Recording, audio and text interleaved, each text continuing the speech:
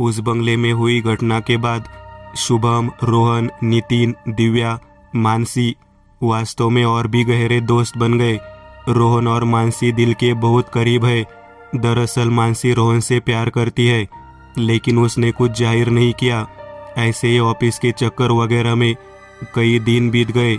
एक दिन जब रोहन ऑफिस से घर आया तो उसने देखा कि उसके चाचा और उसके माता पिता घर में कुछ चर्चा कर रहे थे। रोहन को कुछ समझ नहीं आया तो वह अपने कमरे में चला गया। रात के खाने के दौरान उसने घर वालों के सामने वो बात छेड़ी। घर वालों ने बताना शुरू किया, तू जानता है हमारे गांव पलास काल्पनिक नाम में हमारी एक पुरानी हवेली है। रोहन को महल के बारे में ज़्यादा नहीं पता था, लेकिन उसने इसके बारे में सुना था। तो उसके पिताजी कहने लगे, तुम्हारे चाचा ने उस हवेली को विकसित करने का निर्णय लिया है और वो उसे विकसित करके बेचने की सोच रहे हैं। इसका मतलब है कि इसके लिए उन्हें हम सभी की सहमति की आवश्यकता है और हम भी उनकी राय से सहमत है। भले ही हम उस महल में न रहते हो और हवेली बिक गई तो हमें भी फायदा होगा। चाचा ने उस महल का रिनोवेशन का काम शुरू कर दिया था। अगले 1 महीने में ये पूरा होने वाला था। ऐसे ही कुछ दिन बीत गए। रोहन मानसी को पसंद करने लगा था और उसे लगा कि मानसी भी उसे पसंद करती है। रोहन मानसी को प्रपोज करने के बारे में सोच रहा था, लेकिन पता नहीं कैसे रोहन ने सोचा कि उसे मानसी से कहीं बाहर किसी अच्छी जगह पर शादी के लिए पूछना चाहिए, ताकि मानसी हमेशा याद रखे। महल का काम लगभग पूरा हो चुका था। रोहन ने सोचा कि अगर हम सब गांव घूमने चलेंगे तो मानसी को प्रपोज कर सकते हैं। अगले ही दिन रोहन ने यह विचार सबके सामने व्यक्त कर दिया, चलो सब हमारे गांव के महल में घूमने चलते हैं। उस महल में हुई घटना के बाद कई महीनों तक सभी का कहीं जाने का कोई प्लान नहीं था, इसलिए सभी तुरंत तैयार हो गए क्योंकि वे रोहन के गांव जाना चाहते थे। परिवार ने भी ज़्यादा सवाल नहीं पूछे। उस रात रोहन ने परिवार को बताया कि उसकी और उसके समूह की गांव के महल में टहलने जाने की योजना है। परिवार के चेहरे पर डर स्पष्ट था, जबकि रोहन के माता पिता ने कोई प्रतिक्रिया नहीं दी। बाद में रोहन के पिता ने अकेले में उसकी माँ से कहा, अब अगर उसे महल में जाने की इजाज़त है तो डरने की कोई बात नहीं है। माँ मान गई। उसने रोहन को महल में रहने की अनुमति दे दी। अगले दिन रोहन ने यह खबर ग्रुप में सभी को बताई। सभी खुश हुए। अब उन्हें तैयारी करनी थी। 4 दिन रुकने के लिए उन्होंने अगले महीने 3 दिन की लगातार छुट्टी और 1 दिन की छुट्टी और जोड़ी। जैसे जैसे जाने का दिन नज़दीक आया, सभी की तैयारियां जोर शोर से शुरू हो गई। क्योंकि रोहन उस बंगले के चक्कर लगाते समय अपना सामान ले गया था, इस बार उसने नहीं लिया, क्योंकि इस बार वह अपने ही महल में जा रहा था, इसलिए कोई डर नहीं था। साथ ही हर कोई अपने साथ वो चीज़ें भी ले गया जिनकी उन्हें ज़रूरत थी। इस बार भी वह शुभम के पिता की कार लेके जाने वाले थे। रोहन का गांव लगभग 200 किमी दूर था, इसलिए उसने सुबह जल्दी निकलने और दोपहर को बाहर खाना खाकर महल जाने का फैसला किया। आखिरकार वह दिन आ ही गया जो उन्होंने तय किया था। योजना के अनुसार वे सुबह जल्दी निकले, दोपहर का भोजन किया और शाम के करीब गांव पहुंचे। गांव अभी विकसित नहीं हुआ था, यह अभी भी छोटे गांव जैसा ही था। वह महल मुख्य बस्ती से दूर, लेकिन गांव की ओर जाने वाली सड़क के किनारे था। उन्हें महल ढूंढने में कोई परेशानी नहीं हुई, क्योंकि उनके चाचा ने उन्हें सही रास्ता बताया था। महल बहुत अच्छा लग रहा था, क्योंकि इसे अभी पुनर्निर्मित किया गया था।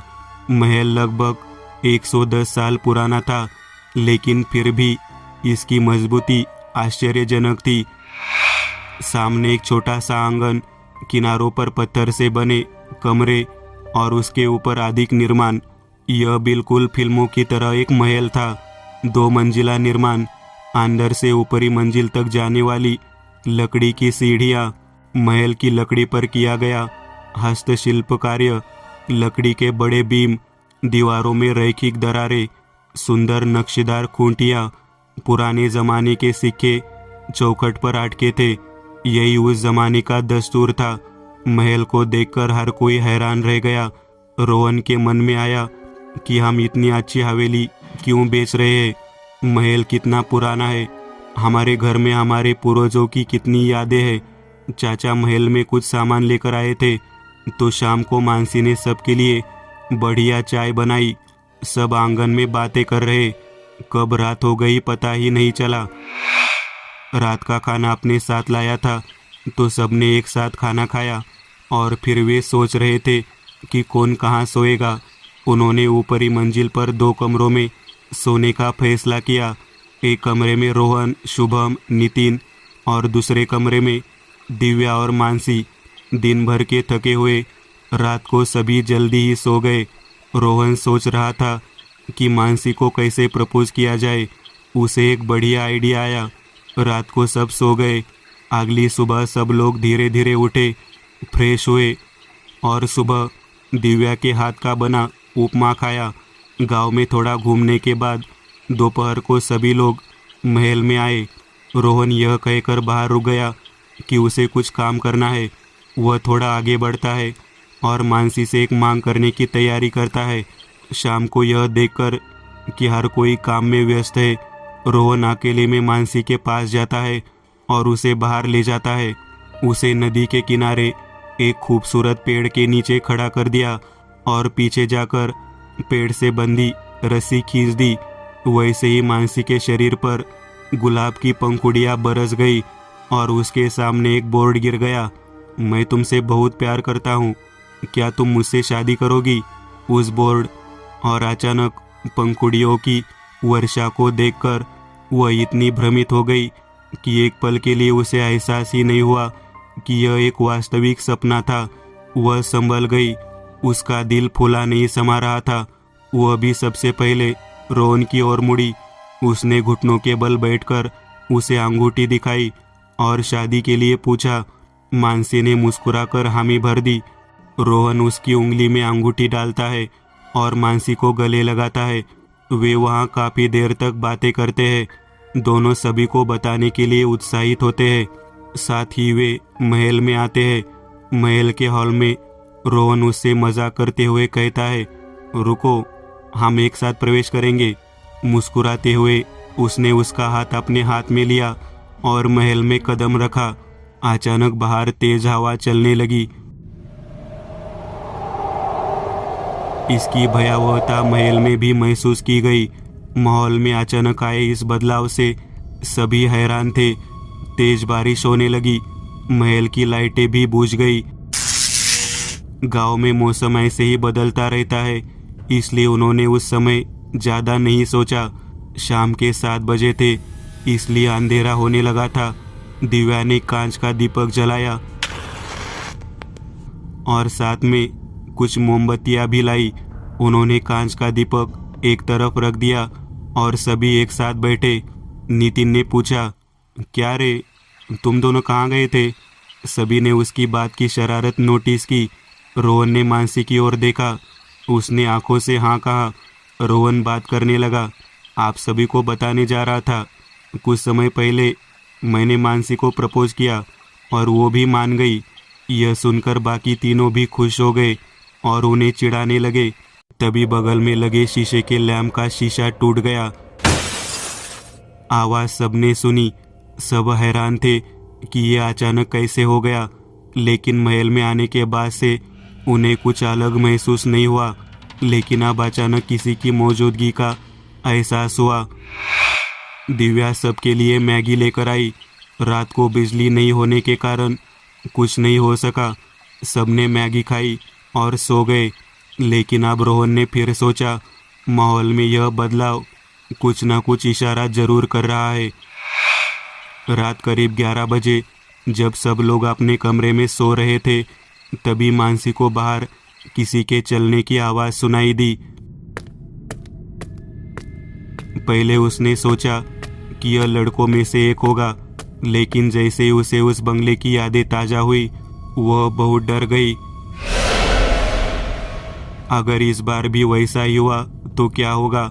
लेकिन उसने सोचा कि यह घर तो रोहन का है, कल भी उसे कुछ महसूस नहीं हुआ, तो वो जैसा सोचती है वैसा तो नहीं होगा। काफी देर बाद भी आवाज आ रही थी। उसने बिना रुके दिव्या को जगाया, लेकिन दिव्या को कोई आवाज नहीं आ रही थी। मानसी को लगा कि उसे वहम हुआ होगा, इसलिए वह फिर से सोने की कोशिश करने लगी। तभी उसे फिर से बाहर से आवाजें सुनाई देने लगी, लेकिन इस बार वह डर गई।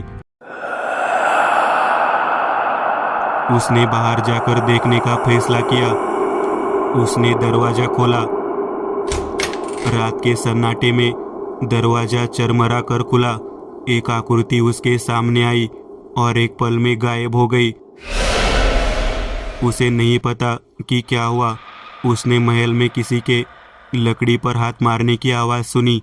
उसने जाकर उस कमरे का दरवाजा खटखटाया जहां रोहन सो रहा था। रोहन बाहर आया, लेकिन उसे भी कोई आवाज नहीं सुनाई दी। अब मानसी को यकीन हो गया कि जो कुछ है वह निश्चित रूप से सरल नहीं है। रोहन उसकी बातों पर विश्वास कर रहा था, लेकिन समय नहीं था कि क्या किया जाए।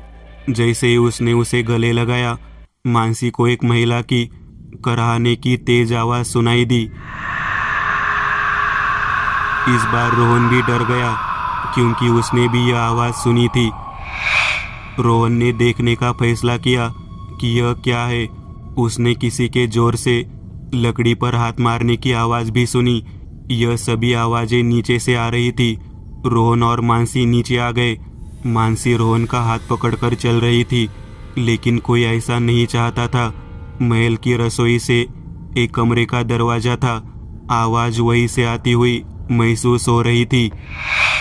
रात के उस भयानक अंधेरे में बाहर सिर्फ बारिश की बूंदों की आवाज सुनाई दे रही थी। सिर्फ मोबाइल फोन की टॉर्च की रोशनी। वही रोशनी में वे दोनों महल के चारों ओर घूमे। टॉर्च की रोशनी में देख सकते थे उतना ही उन्हें सच लग रहा था, लेकिन उन्हें इस बात का अंदाजा नहीं था कि अंधेरे में कोई उन पर हंस रहा है।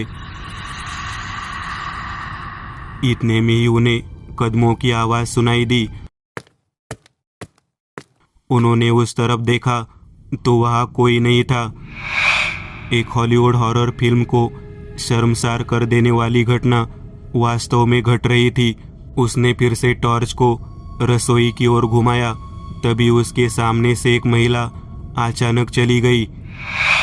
एक पल के लिए उसे लगा कि यह कोई वहम है। जिस स्थिति का उन्हें पहले सामना करना पड़ा था, उसके कारण वे रसोई में भी गए। उन्हें वही तेज आवाज सुनाई देने लगी। वे उस कमरे में पहुंचे जहां से यह आवाज आ रही थी। कमरे में एक बड़ा सा पुराना लकड़ी का बक्सा था। एक अलमारी थी।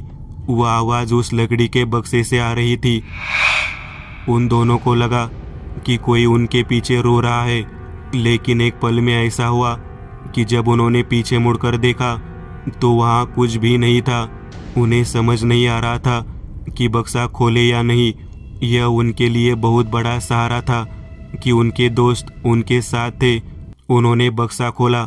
रात के सन्नाटे में जोर की आवाज के साथ खुल गई। दोनों के दिल की धड़कनें एक दूसरे को साफ सुनाई दे रही थी। डरते हुए उन्होंने अंदर देखा, लेकिन बक्सा खाली था। लेकिन अब रोहन को यकीन हो गया है कि जो कुछ भी वह अमानवीय है। अनजाने में उसका हाथ उसके गले में पड़े गणेश पेडेंट पर चला जाता है। उसी समय मानसी को पीछे से अपने बालों पर हल्का स्पर्श महसूस हुआ। किसी ने उसके कान में फूंक मारी। वह कांप उठी। मानसी ने हिम्मत करके पीछे देखा, लेकिन इतना अंधेरा था कि उसे कुछ दिखाई नहीं दे रहा था। उन दोनों को अंधेरे में रसोई में किसी के चलने की साफ आवाज सुनाई दी। उन्होंने फैसला किया कि वे जाकर अपने दोस्तों को यह सब बताएंगे। उन्हें उनकी मदद की जरूरत होगी। वे रसोई में आए, लेकिन कुछ भी नहीं देख सके। अचानक किसी ने मानसी को जोर का धक्का दिया। रोहन का हाथ उसके हाथ में होने के कारण वह गिरी नहीं, लेकिन धक्का रोहन को भी महसूस हुआ। तभी किचन का दरवाजा बंद हो गया। अब रोहन और मानसी उस अंधेरी बंद रसोई में फंस गए थे। इससे पहले कि हमें पता चलता, महिला की तेज चीखें शुरू हो गई और कुछ ही पलों में बंद हो गई। लेकिन मानसी रोहन को कसकर गले लगाते हुए वही खड़ी थी। उसके कानों में आवाज सुनी, मैं किसी को नहीं छोड़ूंगी। उसने एक महिला की स्पष्ट आवाज सुनी। वह रोहन को चिल्लाने लगी। रोहन उसे शांत कर रहा था, उसे धैर्य दे रहा था। लेकिन तभी उनके सामने आग लग गई। उन दोनों ने उस आग में एक औरत को जलते हुए देखा और अचानक वह दृश्य गायब हो गया। लेकिन अब मानसी जोर जोर से रोने लगी। रोहन को नहीं पता था कि क्या हुआ था, क्या हो रहा था या नहीं। तभी उस टॉर्च की रोशनी में पीली साड़ी पहने एक महिला प्रकट हुई। उसका चेहरा जल गया था। वह जोर से चिल्लाई, तुम्हें जीने नहीं दूंगी, और फिर गायब हो गई। रोहन डर गया था, लेकिन उसे अपने गले में गणपति बापा पर विश्वास था। बापा ने ही उसे उस बंगले में बचाया था। रोहन जानता था कि आज भी बापा मदद करेंगे। मानसी रोहन का हाथ अपने हाथ में पकड़ती है। कोई उसे बहुत जोर से खींचता है।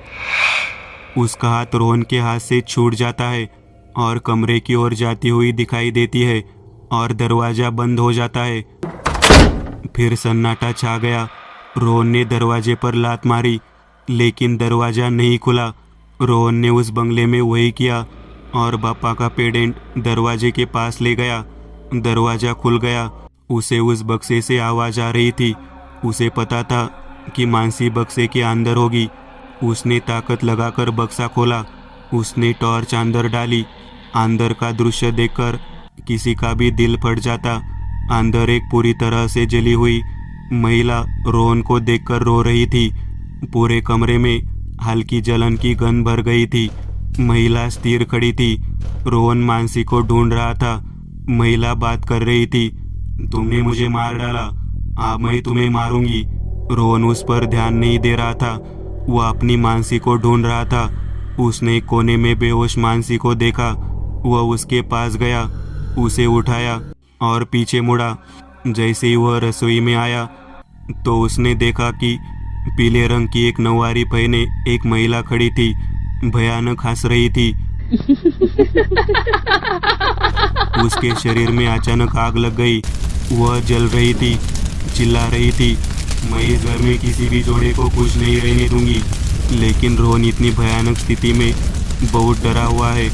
जो कुछ भी देखा वो वास्तविक नहीं था, लेकिन कल्पना से परे था। जैसे ही रोहन ने रसोई का दरवाजा छुआ, दरवाजा खुल गया। वह मानसी को लेकर ऊपर आया, उसे बिस्तर पर लिटा दिया। हर कोई स्तब्ध होकर उसे देख रहा था। किसी को नहीं पता था कि क्या हो रहा है। जैसे ही रोहन ने संक्षेप में पूरी हकीकत बताई, हर कोई डर से कांप रहा था। कितनी भयानक बात है। फिर नीचे से चीखने चिल्लाने की आवाज आने लगी। यह आवाज सबने सुनी, लेकिन अब सभी डर गए। अचानक सभी ने उस महिला को दरवाजे पर खड़ा देखा।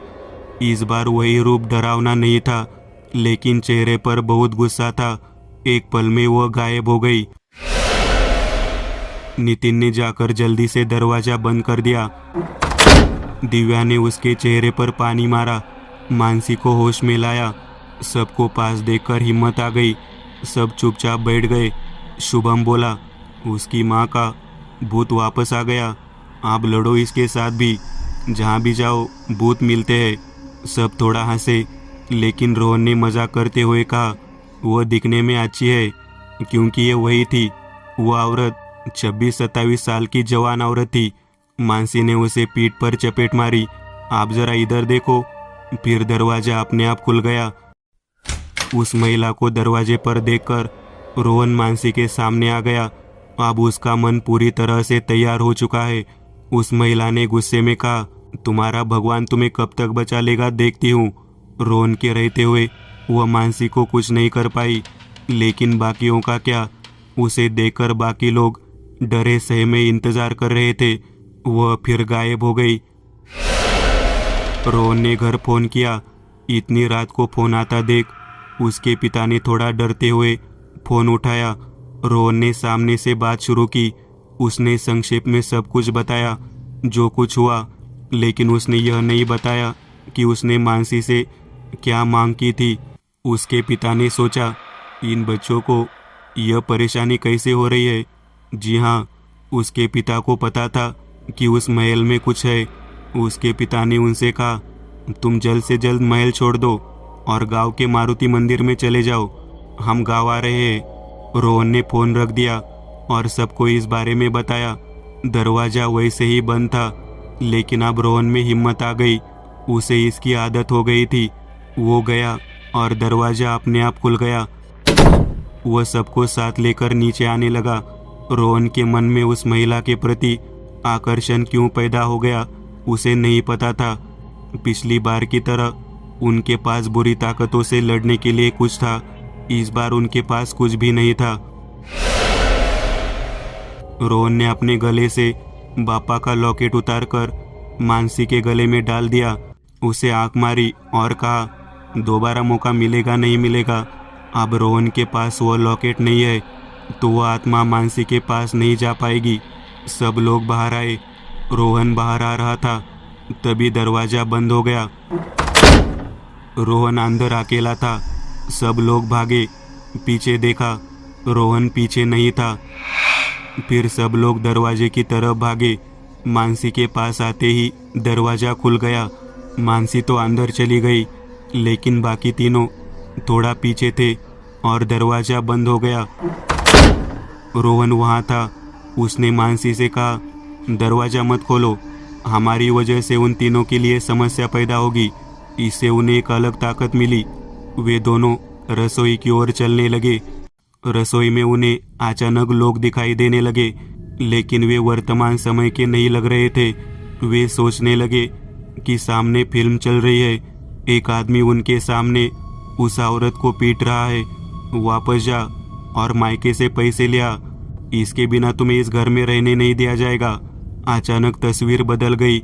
एक बूढ़ी औरत उसके शरीर पर तेल जैसा कुछ डाल रही थी।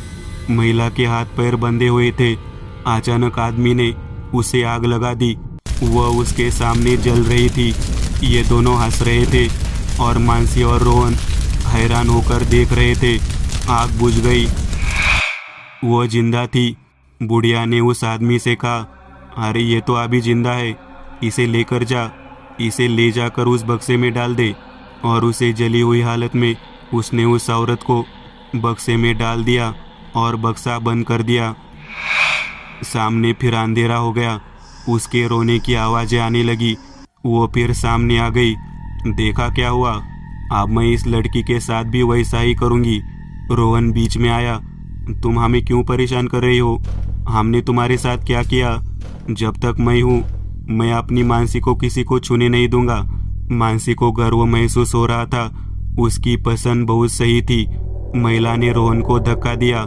मानसी को पकड़ने की कोशिश की, लेकिन वह दूर हो गई थी। वह मानसी के गले में वही गणेश लॉकेट देखती है। वह रोहन को पकड़ने की कोशिश करने लगती है। मानसी रोहन का हाथ पकड़ लेती है और महिला के बीच में आ जाती है और कहती है, रोहन को छूने की सोचना भी मत। मैं अपने रोहन को कभी अकेला नहीं छोड़ूंगी। हर संकट में मैं उससे आगे रहूंगी। हम अलग नहीं है तो तू क्या हमें अलग करेगी? महिला के चेहरे के भाव अचानक बदल गए। घर की लाइटें अचानक वापस आ गई। रोहन और मानसी को पता नहीं चला कि यह कैसे हुआ। महिला अपने असली रूप में आ गई। नौवारी साड़ी, जूड़ा, ब्रांडेड गजरा, बहुत खूबसूरत लग रही थी। उसने कहा, लड़कों, अब मैं तुम्हारे साथ कुछ नहीं करूँगी। रोहन ने उससे पूछा, यह सब क्या है? हम नहीं जानते। आप कौन है? आपका हमारे साथ क्या रिश्ता है? महिला धीरे से बोली, मेरा नाम रमाबाई है। मेरी शादी 100 साल पहले इसी महल में हुई थी। मैं बहुत खुश थी। इतने बड़े महल में रहना सौभाग्य की बात है। मेरी शादी इस महल के मालिक श्रीपाद राव से हुई। उस समय महल में श्रीपाद, उनकी माँ लक्ष्मी, उनका छोटा भाई शंकर रहते थे। जब मैं महल में आई तो पहला हफ्ता अच्छा गुजरा, लेकिन फिर ये लोग मुझसे पैसे मांगने लगे। मेरे पिता ने स्वीकार किया कि वे शादी के कुछ दिनों बाद पैसे दे देंगे। यह बात मुझे तब पता नहीं थी, लेकिन अब मुझे बहुत परेशान किया जाने लगा। मारपीट तो रोज की बात हो गई। कितने सुखी संसार के सपने देखे, लेकिन किस्मत ने प्यार नहीं दिया। इतने दिन बीत गए, लेकिन मेरे पापा इन लोगों को पैसे नहीं दे सके। एक दिन वो और उनके छोटे भाई ने मेरे हाथ पैर बांध दिए और मुझे किचन में ले आए। आगे क्या हुआ आपने देखा। मुझे इन हत्यारों ने जिंदा जला दिया और फिर उस बक्से में बंद कर दिया। मैं उस बक्से में 3 दिन तक जिंदा रही। शरीर में असहनीय पीड़ा हो रही थी। मैं अपने शरीर को सूंघना नहीं चाहती थी। मैं डिब्बे पर हाथ रखकर रहम की भीख मांग रही थी, लेकिन तीसरे दिन पानी के बिना मेरी जान चली गई। ऐसी भयानक यातनाएं किसी के साथ नहीं होनी चाहिए। मैंने उन्हें श्राप दिया, आपके परिवार का कोई भी जोड़ा इस महल में खुश नहीं रहेगा। मैं उन्हें रहने नहीं दूंगी। लेकिन उस समय उन्हें ऐसा नहीं लगा। मेरे परिवार को बताया गया कि चूल्हे के पास काम करते समय अचानक मेरी साड़ी में आग लग गई। उन भोले लोगों को लगा कि यह सच है, लेकिन मेरी आत्मा यही रह गई। इस परिवार में आने वाली हर पीढ़ी को मेरी पीड़ा से अवगत कराने के लिए बाद में शंकर की शादी हो गई। वो और उसकी पत्नी, पहले ही दिन उन्होंने मुझे देखा तो वे दोनों डर गए, भागने लगे, लेकिन मैंने उन्हें खत्म कर दिया। यह बात श्रीपाद को पता चली तो उन्होंने महल छोड़ दिया, दूसरी शादी कर ली और बाहर रहने लगे। उनके 2 बच्चे थे। एक महल में रहने आ गया। श्रीपाद की बात उसे अच्छी नहीं लगी। वह पति पत्नी एक रात के लिए महल में आए थे। वो उनकी आखिरी रात थी। फिर इस परिवार के जोड़ों को इस महल से दूर रखा गया। उस बक्से में मेरी जान चली गई। उस बक्से से मैं बन गई। तो जो आवाज़ें आपको आ रही थी वो बक्से से आ रही थी। मैंने कभी किसी और को परेशान नहीं किया। आप पहले दिन महल में आए थे, मैं तभी भी यही थी, लेकिन अगले दिन आपने मानसी को प्रपोज किया। आपके दिल जुड़ गए, आप जोड़े बन गए और एक साथ महल में प्रवेश किया। मैंने तुम्हें भी मारने का फैसला किया, लेकिन अब तक मुझे जो जोड़े मिले थे वे एक दूसरे का ख्याल नहीं रखते थे, इसलिए मुझे उन्हें मारने में कोई आपत्ति नहीं थी। लेकिन आज रोहन ने तुम्हें वही लॉकेट दिया। तुमने भी अपनी जान की परवाह किए बिना उसका साथ दिया। आप भी तुम दोनों मेरे सामने एक साथ खड़े हो। मैंने ऐसा प्यार कभी नहीं देखा। मैंने तो बस अपने लिए ऐसे प्यार की उम्मीद की थी। मैं तुम्हें मार नहीं सकती। तुम्हारा प्यार जीत गया। रोहन ने रमाबाई से कहा, जब से मैंने तुम्हें देखा है मेरे दिल में एक स्नेह है। अब मुझे पता चला है तुम मेरे पूर्वज हो। तुम्हारी गंध इस महल में पहले से ही आती रही है, लेकिन आप किसी को परेशान मत करो। हम आपसे माफ़ी मांगते हैं। हम तुम्हें इस परेशानी से मुक्ति दिलाएंगे। रमाबाई बस मुस्कुराई, उन्हें आशीर्वाद दिया और गायब हो गई। सुबह हुई, महल का दरवाज़ा खुला, सभी लोग अंदर आए। कुछ ही घंटों में रोहन की माँ और पिताजी भी आ गए। रोहन और मानसी ने विस्तार से बताया कि क्या हुआ था। रोहन के पिता कहते हैं, हमने सोचा कि तुम दोस्त हो, इसलिए हमने महल में जाने की अनुमति दी, क्योंकि हम जानते थे कि इस महल में केवल जोड़ों को परेशानी होती है। लेकिन मुझे नहीं पता था तुम दोनों यहाँ आओगे और ऐसा कुछ करोगे। सब हंस पड़े। रोहन के माता पिता को मानसी पसंद थी, लेकिन कल रोहन का समर्थन करने के लिए उन्हें उस पर गर्व था। वे तुरंत शादी के लिए राजी हो गए। रोहन और मानसी ने उस घर में रमाबाई की आत्मा की शांति के लिए पूजा की। पूजा के बाद उन दोनों ने रमाबाई को अपने सामने देखा। मुस्कुरा रही थी। उनकी आंखों में संतुष्टि के आंसू थे। धीरे धीरे उनका शरीर पतला हो गया। महल शाप मुक्त हो गया। इस कारण चाचा ने इस हवेली को बेचने का निर्णय लिया, लेकिन अब ऐसा करने की कोई आवश्यकता नहीं थी। रमाबाई की स्मृतियाँ इसी हवेली में थी, इसलिए मानसी और रोहन ने महल में शादी करने का फैसला किया। महल के इतिहास में एक चक्र पूरा हो चुका है।